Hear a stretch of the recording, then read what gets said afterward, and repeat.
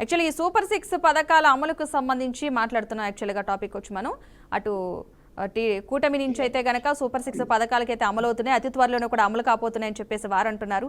ఇటు వైసీపీ నుంచి అయితే ఆ పథకాలు ఫస్ట్ అమలైన 2 పథకాల్లో కూడా చాలా అవకతవకలు జరుగుతున్నాయని చెప్పేసి ఇటు నుంచి వస్తుంది. సో మీరేం చెప్తారు దీనికి సంబంధించి? నేను మీకు ఒక క్వశ్చన్ ముందుగా స్థానంగా ఉండాలని గుడ్ ఈవినింగ్ అంతా వీక్షించే ప్రజలకు కూడా నేను ప్రజలకి తెలియాలని చెప్పేసి నేను మీకు క్వశ్చన్ ఇస్తాను. చాలా సింపుల్ క్వశ్చన్ అండి, ప్రజలందరూ కూడా తెలుసుకుంటారు. ఇప్పుడు ఇంత కంపెనీలో యాంకర్ గా జాయిన్ అయ్యారు కదా,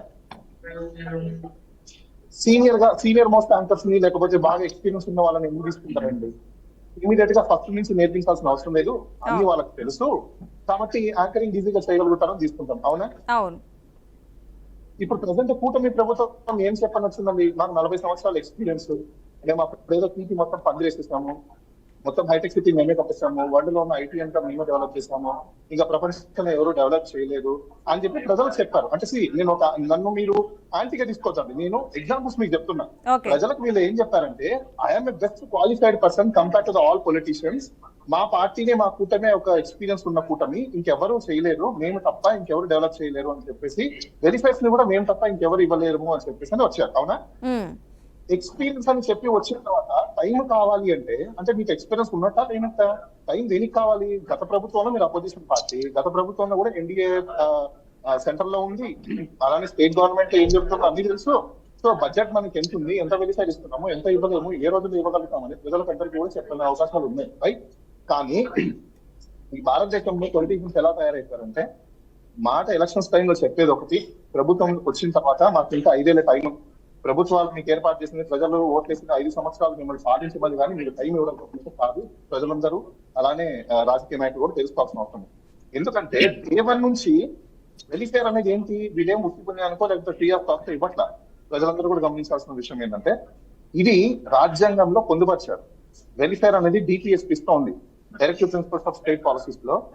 అందులో వెలిఫేర్ అనేది మన రైట్, రాజ్యాంగం మనకు కల్పించినట్టు. ఈ పొలిటీషియన్స్ అది చెప్పడం పక్కన పెట్టేసి, మేమొస్తే మీకు అది ఇస్తాం, మేమొస్తే మీకు ఇది ఇస్తాం అంటే వీళ్ళ జోబుల్లో నుంచో లేకపోతే వీళ్ళేదో ఇచ్చేసినట్టు వీళ్ళేదో ఫీలింగ్ అనమాట. సో దీన్ని ఇప్పుడు ఈ రోజు ఎందుకు ప్రజలు అడుగుతున్నారంటే, ప్రతి ఒక్కరు కూడా ఒక కామన్ మ్యాన్ గా నేను లేదు, అందులో నేను కూడా ఒక వ్యక్తిని కాబట్టి ప్రజలు ఏం క్వశ్చన్ చేస్తున్నారు, నువ్వు వస్తూనే మాకు చేస్తానని చెప్పావు కదా, ఎందుకు చేయలేకపోతే వీళ్ళు ఏం చెప్తున్నారు, మాకు టైం ఉంది కదా, మేము ఇంకా దీని మీద అవగాహన తీసుకోవాలి, దీని మీద సమీక్ష చేయాలి, దీని మీద కూటమి ప్రభుత్వం కూర్చొని మాట్లాడాలి, చర్చించాలి, కేబినెట్ మీటింగ్లు పెట్టుకోవాలి, మిగతా పార్టీ వాళ్ళతో మాట్లాడాలి, ప్రజల ఒపీనియన్స్ ఇలా మాట్లాడుతున్నారు. అంటే ఒక వ్యక్తి ఎక్స్పీరియన్స్ అయ్యిందని చెప్పి వచ్చి కంపెనీలో జాబ్ చేయడానికి మనం వచ్చుకోం, తీసి ఇమీడియట్ పడేస్తాం. కానీ సోషల్ సొసైటీలో ఇదొక ప్యాషన్ అయిపోయింది అనమాట. ఎందుకంటే ఏదైనా మనం చెప్పచ్చు, ఏదైనా మనం చేయొచ్చు. కానీ ప్రజలకి ఏంది, ఒకసారి ప్రభుత్వం వచ్చిన తర్వాత ఎమ్మెల్యేలు ఇంపీచ్మెంట్ పెడితే తప్ప సీఎం ని కానీ మినిస్టర్స్ ని కానీ మనం తీయడానికి లేదు, అది గవర్నమెంట్ దగ్గర ఉన్న పవర్. సో ప్రజలు ఏం చేయగలుగుతారు? ఏమీ చేయలేరు. సో ఈ పొలిటీషియన్స్ లో ఉన్న మైండ్ సెట్స్ ఏంటంటే, వన్స్ ఒకసారి మనం అబద్ధాలు చెప్పినా నిజాలు చెప్పినా ఏం చెప్పినా, మనం ఒకసారి అధికారంలోకి ఎక్కిస్తే గద్దెనెక్కిస్తే మనల్ని ఎవరేం చేయలేరు, ప్రజలది ఏముంది జస్ట్ లైట్ తీసేసుకోవచ్చు అన్న కాన్సెప్ట్ ఇప్పుడు అదే మైండ్ లో పొలిటీషియన్స్ ఉంది. కాబట్టి ఈ కూటమి ప్రభుత్వంలో కూడా మీరు ఏం అడిగినా వాళ్ళు ఏం చెప్తారంటే, మాకు ఇంకా టైం ఉంది, మేము చూసా తప్పకుండా 5 సంవత్సరాలు మేము ఫుల్ఫిల్ చేస్తాం, ఒక్కొక్కటి ఇచ్చుకుంటూ పోతాం, ఇప్పుడు గ్యాస్ ఇచ్చాం, రేపు బస్ ఇస్తాం, రేపు ఇంకోటి ఇస్తాం, మేము ఇది ఇస్తాం, మేము చెప్పుకుంటూ పోతారు తప్ప 5 ఏళ్ళు అయిపోయిన తర్వాత ఏముంటది అక్కడ? ఏమి ఉండదు. ఇంకోటి నిరుద్యోగ వృత్తి మీరు అందరికీ తెలుసు, అమ్మఒడి మీకు అందరికీ తెలుసు. అంటే గత ప్రభుత్వంలో ఉన్నప్పుడు ఈ కూటమి ప్రభుత్వమే నీకు 15 ప్రతి ఒక్కరు అడుగుతున్నారు. అందరూ కూడా రాజకీయ నాయకులు ఒకటి గమనించండి, ప్రజలందరూ చూస్తున్నారు.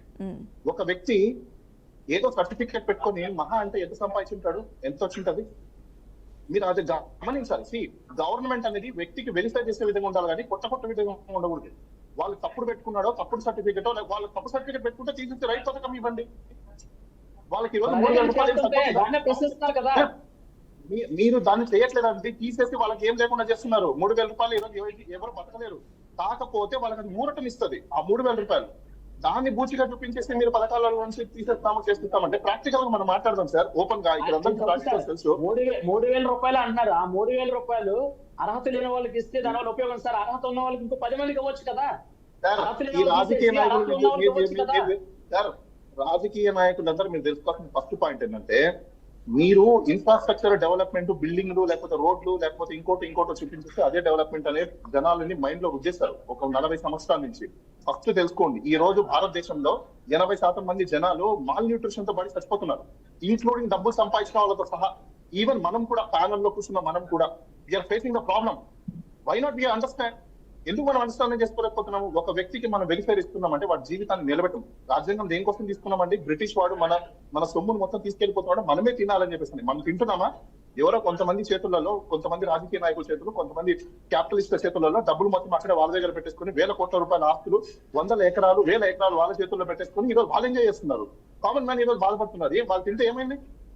సరే, ఫేక్ సర్టిఫికేట్ పెట్టాడు, ఎంత సంపాదించాడండి? ఎంత తిన్నాడండి? ట్యాక్స్ దగ్గర కూడా 43,000 కోట్ల రూపాయలు ఈ రోజు అనిల్ అంబానీకి మాఫీ చేశారు. ఈ రోజు 10,000 కోట్లు మళ్ళీ ఇదే ప్రభుత్వంలో తీసుకొచ్చి ఇన్వెస్ట్ చేస్తామంటున్నారు. ఈ గవర్నమెంట్ ఎందుకు అడగట్లేదు?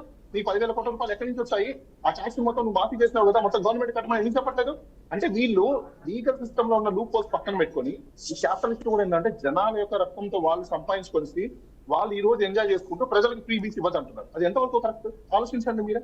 ఒకవేళ ఒక వ్యక్తి, ఒక లేడీనే సరే వితంతు అని చెప్పి సర్టిఫికేట్ పెట్టి తీసుకునింది, ఎందుకోసం తీసుకుంది? ఆమె రీజన్స్ ఏంటి? ఆలోచిస్తున్నారా రాజకీయ నాయకులు? ఎంతసేపు తీసేస్తున్నాం, పడేస్తున్నాం. కరెక్ట్ కాదండి. మీరు చెప్పాను సార్, మీరు అన్నారు ఒక మహిళ తీసుకున్నాను. దీంట్లో ఇక్కడ మహిళ కాదండి, ఆ మహిళకి ఏ సర్టిఫికేట్ ఇస్తారో తెలియని పరిస్థితులు ఇచ్చేస్తే ఈ రోజు వాళ్ళ భర్తలు రోడ్డు మీద వస్తున్నారు. ఎందుకంటే మాకు తెలియకుండానే గత ప్రభుత్వంలో ఉన్న నాయకులు ఇచ్చారని చెప్పని ఏలూరు జిల్లాలో కలెక్టరేట్ లో కంప్లైంట్ ఇచ్చారు సార్. మీకు ఎవిడెన్స్ ఇస్తాను నేను కావాలంటే.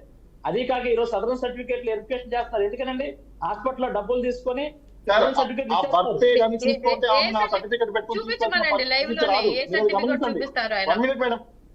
మల్లేశ్వర గారు విషయం ఆగండి. ఆ భర్త సరిగ్గా చూసుకుంటే ఆ వ్యక్తికి భర్త చనిపోయిన సర్టిఫికేట్ పెట్టుకోవాల్సిన దరిద్రం ఆమెకు పట్టదు. అది మీరు అందరూ అర్థం చేసుకోండి. కంప్లైంట్ సార్, మీరు జనసేన నాయకులు తెలుసుకోవాల్సిన విషయం ఏంటంటే ఈ రోజు అడుక్కునే వాడి దగ్గర కూడా స్మార్ట్ ఫోన్ ప్లే చేస్తున్నాడు. ప్రతి ఒక్కరికి అందరికీ తెలుసు. భారతదేశంలో ఎవరికి తెలియదు అనే భావన మీరు ఉండకండి. Everybody knows everything. ఈవెన్ చదువులేని అమ్మమ్మ ఉండొచ్చండి, కానీ తెలివి తక్కువ ప్రజలు ఇంకా చాలా మంది ఉన్నారు. ఆ ప్రజలనే చాలా మంది ఎవరు లేరండి, తెలివి తక్కువ ప్రజలు లేరు తెలుసుకోండి. కొంతమంది తెలివి తక్కువ ఉన్నారండి, వాళ్ళు తెలియదు. వాళ్ళకి తెలియకపోవడం వల్ల వాళ్ళు మోసం చేసిన ప్రభుత్వాలు ఉన్నాయి. గత ప్రభుత్వం చేసింది అదే కదా. తెలిస్తే గత ప్రభుత్వం తెలివి తక్కువ ప్రజలు కాబట్టే మీకు ఓట్లు వేశారు. ఎంత ఈజీగా ప్రజల్ని తెలివి తక్కువ ప్రజలను మాట్లాడుతున్నారంటే ఇంకా మరి మీరు ఏం తెలిసి మాట్లాడుతున్నారో తెలియక మాట్లాడుతున్నారో మనకు అర్థం అవ్వట్లేదు. ఏమేమి మోసాలు చేస్తాయి చెప్పండి? గత ప్రభుత్వం ఏమేమి మోసాలు చేస్తుంది చెప్పండి? గత ప్రభుత్వం బీసీ కార్పొరేషన్ పెట్టి ఏ కార్పొరేషన్ ఎంత నిధులు ఇచ్చిందండి? ఎవరికి కార్పొరేషన్ పెట్టారు? BC corporation. మీ కూటమి ప్రభుత్వం 15 సంవత్సరాల నుంచి ఉంది. బీసీ కార్పొరేషన్ పెట్టుకుని ఎవరికైనా ఈ రోజు వరకు ఎవరైనా బాగుపడ్డాడా? కూటమి ప్రభుత్వం బీసీ పేర్లు చెప్పుకొని బీసీ పేర్లు చెప్పుకొని బాగుపడింది ఎవరు? పెట్రోల్ పంపులు తీసుకున్నారు. ఎస్సీ పెట్రోల్ పంపులు ఎవరు నడుపుతున్నారు? లోన్లు తీసుకుని ఎవరు కారు నడుపుతున్నారు? ఎవరు లోన్ తీసుకుని బిజినెస్ నడుపుతున్నారు? మనకు తెలియదా? ఏమండి చెప్పండి. తీసుకున్న వ్యక్తికి ఉన్నాయా లేవా మాట్లాడాలి. అందుకోసమే గత ప్రభుత్వం తీసిపడేసింది. ఎందుకు తీసిపడేసింది? లబ్ధిదారులకు వెళ్ళట్లేదు కాబట్టి డైరెక్ట్ లబ్ధిదారులకు వెళ్ళడం కోసమే వాళ్ళు డైరెక్ట్ స్కీమ్ పెట్టుకున్నారు. అంటే మీకేంటి ఇప్పుడు మీ అందరికి డబ్బులు రావట్లేదు, అలాంటప్పుడు కార్పొరేషన్ ఎందుకంటే పొలాలు విడదీయడం ఎందుకు? పొలాలను విడదీసి కార్పొరేషన్ పెట్టడం ఎందుకు? కార్పొరేషన్ లో నిధులు ఇస్తామని చెప్పి ఒక రూపాయి కూడా ఇవ్వకుండా కొన్ని కార్పొరేషన్లకి అయితే కనీసం ఉన్న చైర్మన్ కానీ డైరెక్టర్ కానీ జీతాలు కూడా లేవండి. జీతాలు కూడా లేవు. రాజకీయ నాయకులు కావాల్సిన పదవులు కదా. మీ రాజకీయ నాయకులు కావాల్సిన పదవులు సేవ చేయడం కోసం మీకు ఒక డెసిగ్నేషన్ ఇచ్చాడు. సేవ చేయండి. మీకు డబ్బులు ఎందుకు? జీతాలు ఎందుకు? ఆఫీసులు ఎందుకు? చైర్లు ఎందుకు? మీకు కావాల్సిన సేవ కదా. చేయాలి. ఆ సేవ చేయటే కాదు, మీకు కావాల్సింది సేవ కాదండి. డబ్బులు ఎలా స్కామ్ చేయాలి?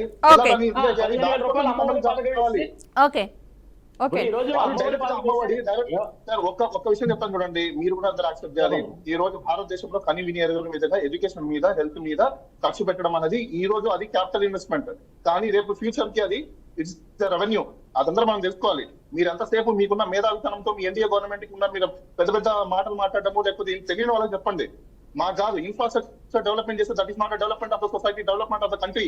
Per capital income is development of the country. Human development లేకుండా మీరు ఎన్ని ఇన్ఫ్రాస్ట్రక్చర్ కట్టుకున్నా కూడా దేనికి పనికిరావు. Okay please understand that. Okay ఇవన్నీ ఎన్డీఏ కుటుంబం చేస్తుందండి. కొంచెం వేచి చూడాలి, వేచి చూడాలి. వచ్చే 6 నెలలే కదా గవర్నమెంట్ అయ్యింది. ఓకే అండి, ఓకే. రామచంద్ర గారు పాటించాం తప్పం.